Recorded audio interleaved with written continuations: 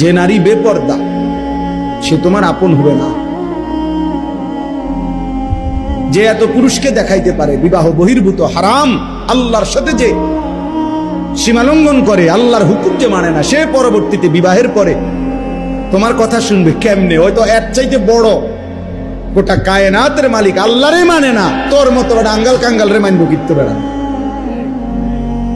এই জন্য শেষ পর্যন্ত বেহায়া নারী, বেপর্দা নারী 12 বছর সম্পর্ক বা 8 বছর 3 বছর শেষ পর্যন্ত ফাসাদ লাথি।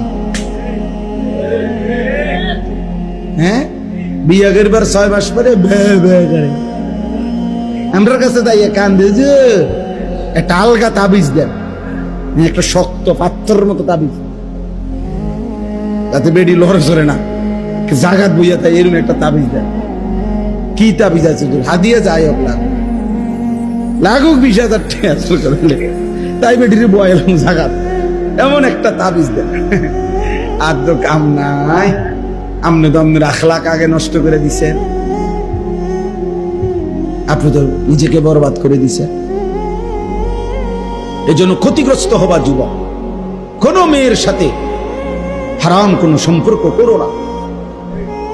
বিবাহ বহির্ভূত, খোদার কসম, বিবাহ বহির্ভূত কোন সম্পর্ককে প্রেম বলে না। মহাব্বত এই শব্দ